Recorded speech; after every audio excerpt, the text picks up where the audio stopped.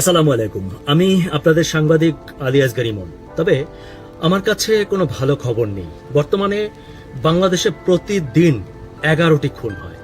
এটি বাংলাদেশ পুলিশের তথ্য। আর প্রতিদিন 22 জন মানুষ সড়ক দুর্ঘটনায় মারা যান। প্রতিদিন 17টি মেয়ে ধর্ষণের শিকার হয়। প্রতিদিন অসংখ্য শিশু নির্যাতিত হয়। প্রতিদিন বাংলাদেশে 41 থেকে 44টি ছিনতাইয়ের ঘটনা ঘটে এবং কয়েকশো কোটি টাকার চাঁদাবাজি হয়।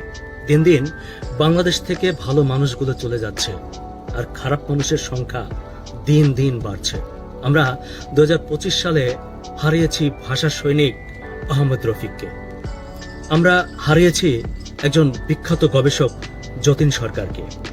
আমরা ঠিক এবছরই হারিয়েছি বিপ্লবী ওসমান হাদিকে। আর আমরা সর্বশেষ হারালাম দেশের আপসের নেত্রী বেগম খালেদা জিয়াকে, যিনি জীবনের কোনো পর্যায়ে দেশ ও মানুষের স্বার্থে কখনোই আপোষ করেননি। তিনিও মৃত্যুর সাথে আপোষ করলেন। তার মানে এই দেশ থেকে আস্তে আস্তে প্রায় সকল ভালো মানুষগুলোই চলে গেল বা চলে যাচ্ছে। আমরা আশা করছি যে হয়তো ভবিষ্যতে আমরা একটি ভালো সুন্দর দেশ দেখতে পাবো।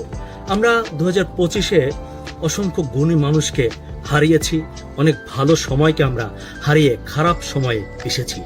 আগে যেই কয় টাকা চাঁদাবাজি হতো এখন তার দ্বিগুণ তিনগুণ চাঁদাবাজি হয়। আগে যে সকল মানুষ বিভিন্ন স্পটে 100 টাকা চাঁদা দিত এখন সেখানে 300 টাকা চাঁদাবাজি হয়। আমি জানি না 2026-এ আমাদের জন্য কি অপেক্ষা করছে। তবে আমরা একটি সুন্দর বাংলাদেশ, চাঁদাবাজ মুক্ত বাংলাদেশ প্রত্যাশা করতেই পারি। আর সেই প্রত্যাশায় সবাইকে নতুন বছরের শুভেচ্ছা, হ্যাপি নিউ ইয়ার। সবাই ভালো থাকবেন।